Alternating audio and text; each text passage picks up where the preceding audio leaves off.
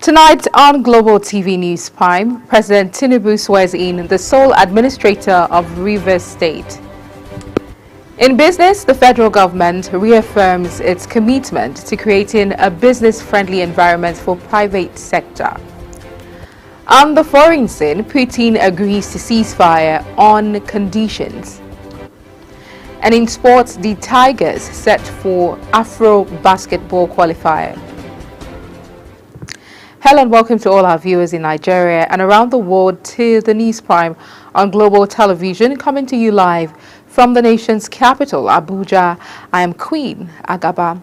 A quick reminder that Global Television is on DSTV channel 365, StarTimes channel 276, and free to air on Nigecomsat. You can also download the Global TV Nigeria mobile app for Android and iOS devices to keep track of our broadcast. President Bola Tinubu has sworn in the sole administrator of Rivers State, Vice Admiral Ibok Ete Ibas, retired, into office. Tinubu swore Ibas into office at about 3 p.m. at the State House, Abuja. The brief ceremony was witnessed by the President's Chief of Staff, Femi Gbajabiamila, the Attorney General of the Federation, Lateef Fagbemi, and Presidential Spokesperson, Bayo Ononuga. It could be recalled that on Tuesday, President Tinubu in the national broadcast declared a state of emergency in Rivers State, suspending Governor Siminalayi Fubara, his deputy Ngozi Odu, and all elected members of the Rivers State House of Assembly for an initial period of 6 months. Ibas served as Chief of Naval Staff from 2015 to 2021 under former President Muhammadu Buhari. Vice President Kashim Shettima has implored lawmakers across the nation to enact relevant legislation that would enhance nutrition and food security to ensure that every household in Nigeria has access to the manifold diets required for a healthy and productive life. According to him, the reason why the administration is spearheading the 774 Nutrition Initiative is set to improve coordination, financing, and accountability in ensuring that every mother and child, regardless of where they live, have access to life-saving nutrition interventions tailored to their needs. The federal government says the allocation of Rivers State will be released to the administrator, Vice Admiral Ibok Ibas, retired. The Attorney General of the Federation and Minister of Justice, Lateef Fagbemi, while briefing State House correspondents at the Presidential Villa in Abuja, noted that the former governor of Rivers State and Minister of Federal Capital Territory, Nyesom Wike, has no role in the political crisis in Rivers State that culminated in the declaration of a state of emergency. The Senate suspended its plenary and announced that the debate on the state of emergency imposed on Rivers State by President Bola Tinubu has been shifted to Thursday. The postponement was announced after the Senate leadership delayed the commencement of its plenary for about 2 hours when the majority of the 7 senators across party lines had not fully taken their seats. Suspended Rivers State Governor Siminalayi Fubara has urged residents to remain calm following President Bola Tinubu's declaration of a state of emergency and his temporary removal from office. In a statement personally signed and released, Fubara reaffirmed his commitment to upholding the rule of law despite the ongoing political turmoil. Fubara explained that his administration acted in good faith following President Tinubu's previous intervention, implementing agreed terms, including reinstating commissioners who had been resigned. The Nigerian National Petroleum Company Limited has dismissed reports of an explosion at the Port Harcourt refinery company in Rivers State, describing the incident as a minor flare event that posed no threat. In a statement on Wednesday, NNPC's Chief Corporate Communication Officer, Olufemi Shoneye clarified that there was no explosion at the facility and that the situation had been brought under control. The Nigerian Labour Congress and the Trade Union Congress of Nigeria have strongly condemned President Bola Tinubu's declaration of a state of emergency in Rivers State, describing it as an attack on democracy. In a joint statement, NLC President Joe Ajaero and his TUC counterpart, Festus Esifo, faulted the move as hasty and unconstitutional, arguing that it violated Section 305 of the 1999 Constitution. The statement read that the reckless move should deeply concern every governor and citizen who believes in the rule of law. In a move to ease the financial burden on patients and their families, the Imo State government has announced plans to clear all outstanding medical bills at the Imo State University Teaching Hospital, IMSUT. Olu, Governor Hope Uzodimma, made the announcement during his visit to the hospital as part of his ongoing inspection of key projects across the state. Imo State correspondent Amarachi Ibe reports. The atmosphere at the Imo State Teaching Hospital Olu was a quiet one. Patients fighting for recovery, medical personnel working tirelessly to provide care. But beneath the determination, there was also the weight of financial burden as many patients struggled to afford their medical bills. Governor Hope Uzodimma's visit to IMSUT was met with optimism as he assessed the hospital's operations and ongoing infrastructural upgrades. While commending the dedication of the medical personnel, he acknowledged the financial struggles of many patients and their families. We have to embark on multiple constructions of so many projects to recover the economy of this place and then also recover life for our people in this area. So I'm happy that work is going on. The University Teaching Hospital, which is the only tertiary hospital in Imo State, is being recovered.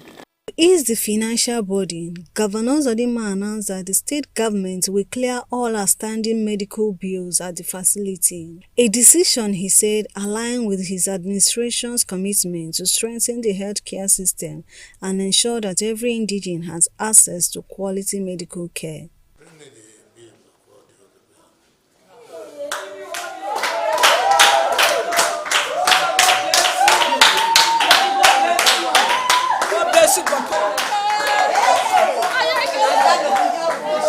For many patients and their families, it was an emotional moment. Some shed tears of gratitude, others could barely contain their joy. The news spread quickly, bringing hopes to those who have feared being trapped by medical debts. Thank you, sir. Let's say 6 months. 6 months. Today, we just worry about the What's that for our governor? What's that for our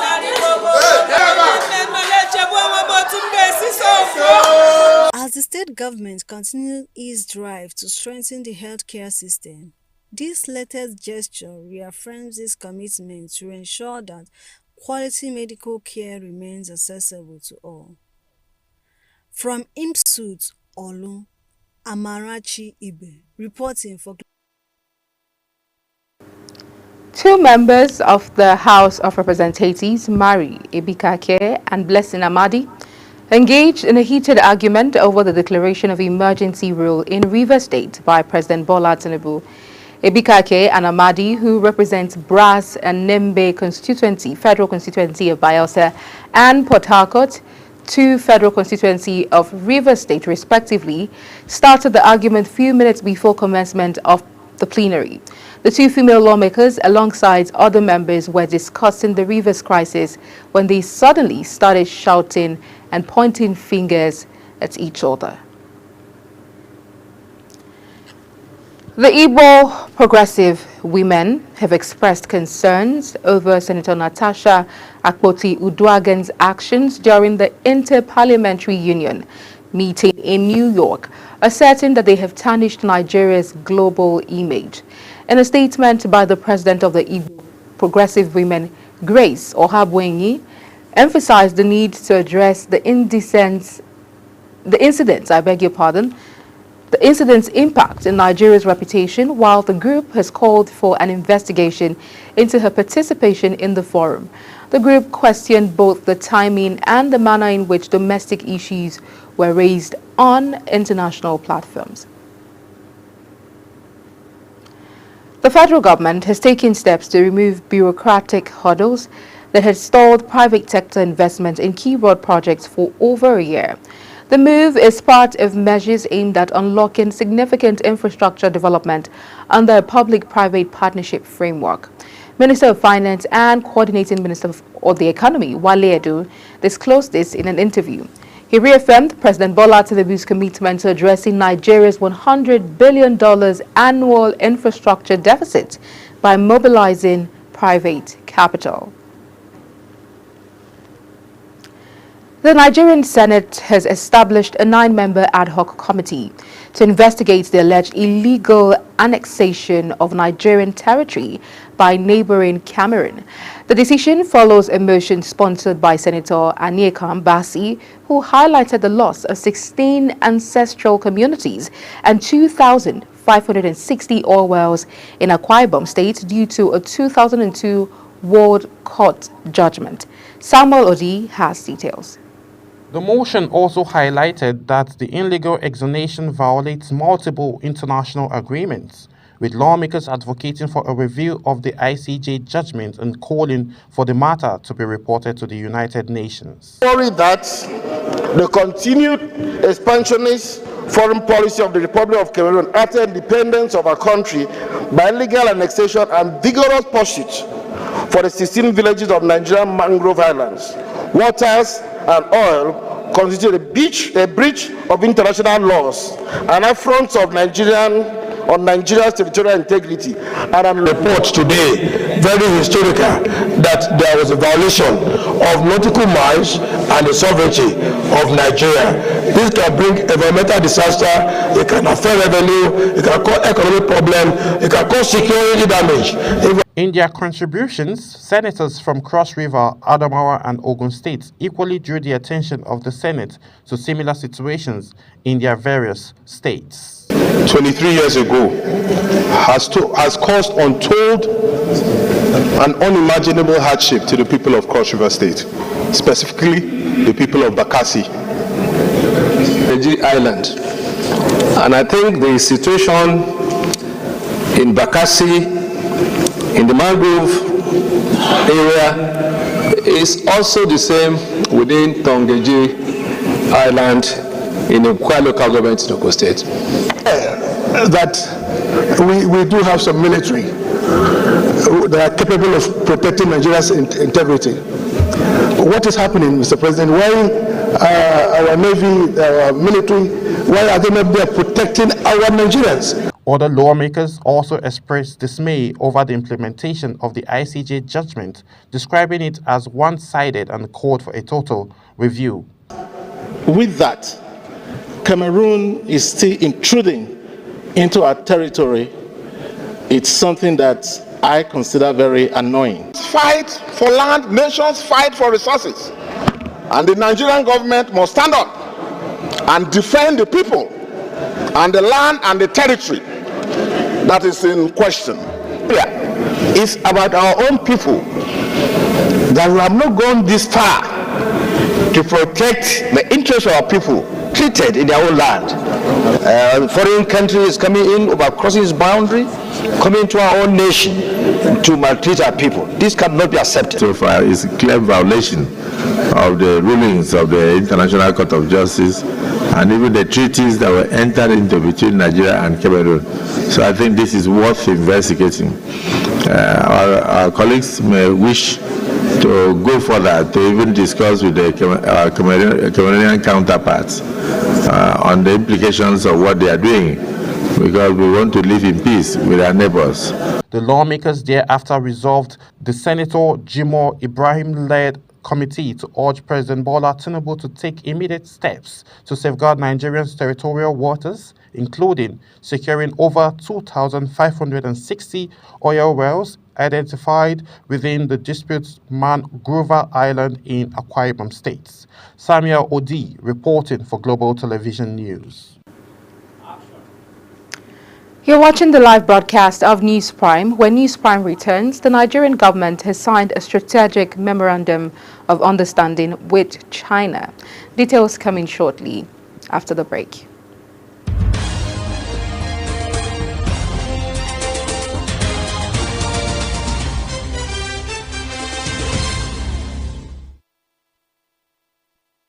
Do you know that Global Television can be watched in Nigeria and all over the world? Download the Global TV Nigerian mobile app for Android and iOS devices to watch Global Television real-time from around the world. What are you waiting for? Start downloading and stay connected to Global Television.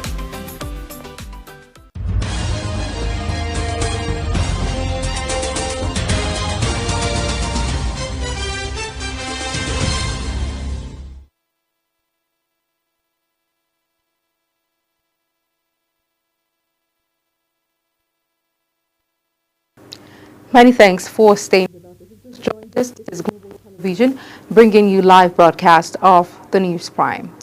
In business, the federal government has reaffirmed its commitment to creating a business-friendly environment that encourages private sector investment, boosts economic growth, and generates job opportunities for Nigerians.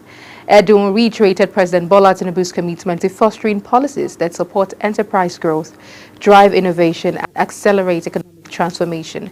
He emphasized that the administration remains focused on implementing reforms that will unlock the potential of the private sector and position Nigeria for sustainable development.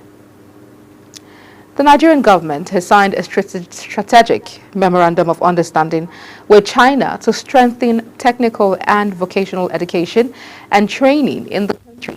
The partnership is to equip Nigerians with hands-on skills, enhance technical education, and improve the implementation of vocational training nationwide. The agreement was signed during an event attended by the Minister of Education, Dr. Maruf Alausa, who was represented by the Permanent Secretary, Dr. Nasir Sani Gwazo. The Central Bank of Nigeria has approved a financial holding company structure, Greenwich Holdings Limited, for Greenwich Merchant Bank Limited.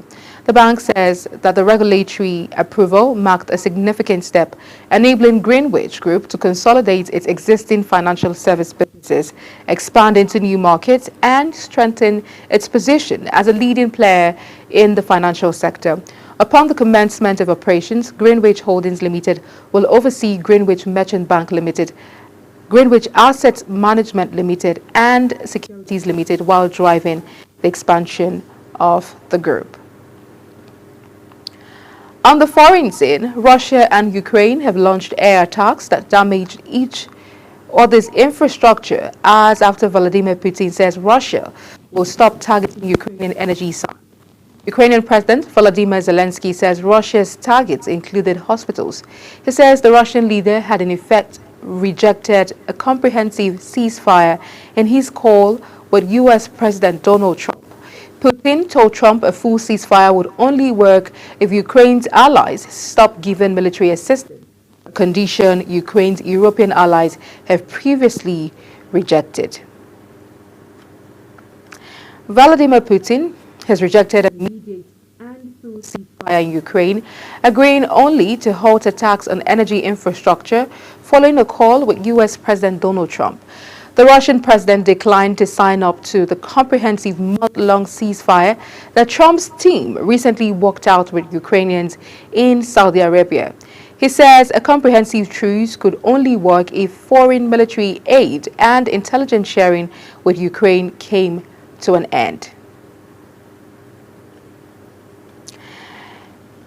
In sports, the vice president of the NBBF, Babatunde Ogunade, has shed light on the preparations for the Tigers ahead of the second window of the FIBA Afrobasket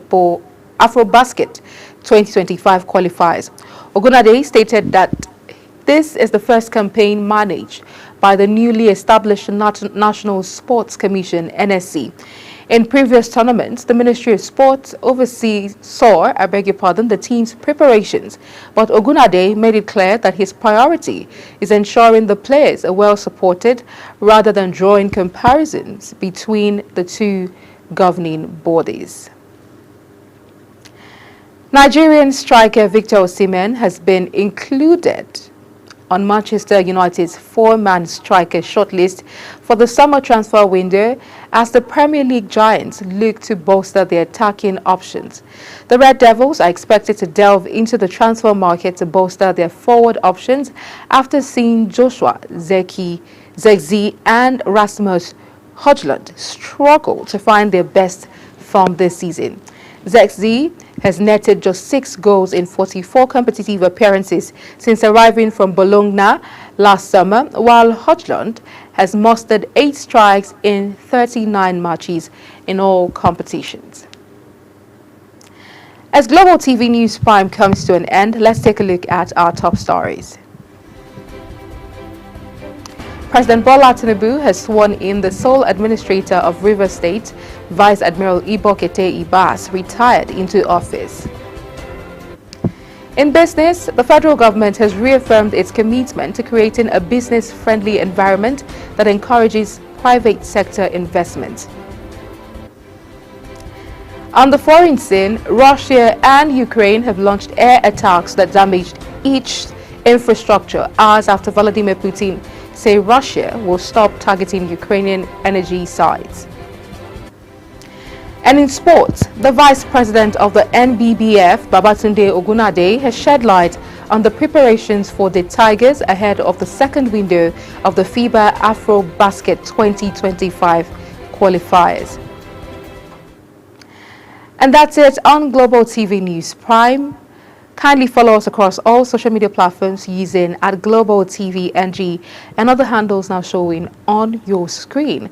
You can also download the Global TV Nigeria mobile app for Android and iOS devices to keep track of our broadcast. I'm Queen Agaba. Thank you for watching and see you again.